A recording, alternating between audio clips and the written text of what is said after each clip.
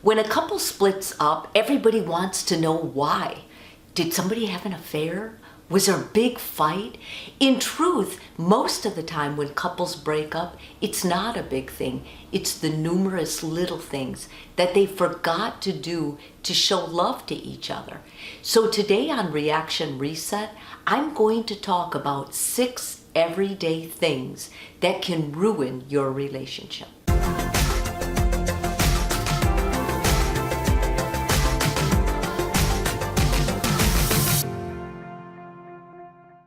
In a long-term relationship, it's common. We all do it. We start taking each other for granted.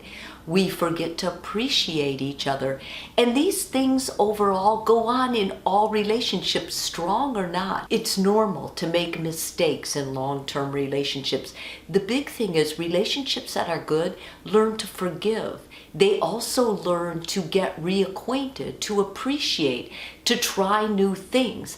Couples who shut themselves off, or they don't want to try new things, or they begin getting stuck in a rut, they're excluding their partner, those couples become vulnerable. If you begin talking badly about your partner to your friends, in 2017, in Family Psychology Journal, there was an article and they talked about how detrimental it was when you talk badly about your partner to your friends. That was called social sabotage. And when it happened between couples, it deteriorated trust. It makes sense. In marriage and in a happy relationship, the one thing you know is your partner has your back.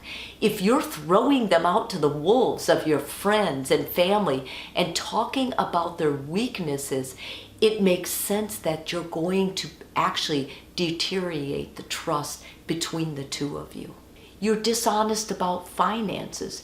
Do you find yourself when you come home from a store hiding the receipt? Or when you make a big purchase, you're already thinking of the lie or the rationalization you're going to give your partner?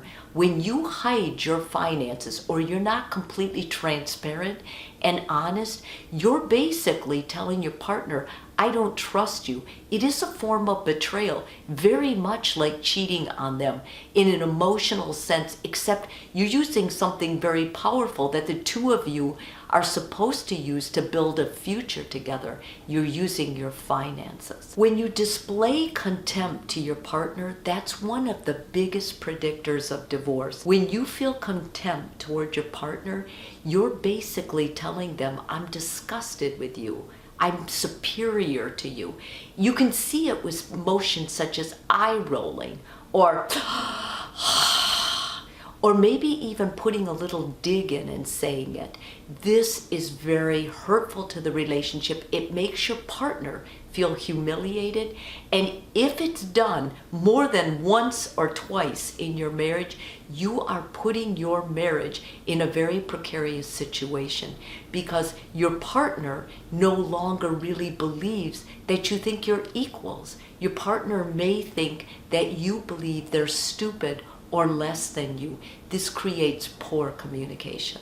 When you have kitchen sink arguments, that's when someone in the relationship is keeping tabs. You're always being watched. And when you mess up, even if they say they forgive you, they haven't. They have you on a scorecard. These are those arguments when you can be arguing about who was supposed to call the electrician and the other person is blaming the other person, and then one of the partners brings in all the times in previous instances where you have forgotten to follow through with something you were supposed to. They'll throw in anything. It can be when you were dating, 30 years you've been married, but the argument can go back all the way to when they first met you and you forgot to give the waiter a tip. These are very hurtful. And what's more is it makes your partner feel like, well, I better be very careful because even if they forgive me, have they really? Finally, and we're seeing this one a lot in today's culture, you use texting to work out complicated marital issues. I mean, this texting doesn't work for trying to figure out where you're going to eat dinner. Can you imagine talking about something that happened in your intimate life with your partner via text. But in a sense, that is exactly what is happening. People's feelings get hurt. They go to therapy with their phones.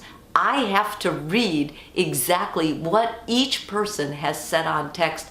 And I have to tell you, I am very confused as a third party, so I can't imagine being into it. If you are going to use text, make it brief. We do know from research that the more couples put away their phones, put away their screens, and talk eye to eye, the less likely they will ruin their relationship.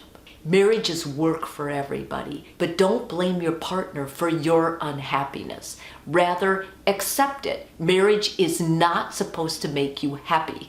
It's supposed to make you married. It's supposed to make you grow personally and introspectively. It's supposed to make you feel good from serving and working with another person. When two people share that vision, they create an awesome marriage. And the great news is, it's never too late. A lot of marriages come in and they've had a lot of problems. But if two people are both committed and they both want to create something better, marriage can be a perfect platform for that growth to evolve and for two people to be restored and feel loved again. Remember, change your reaction, change your world.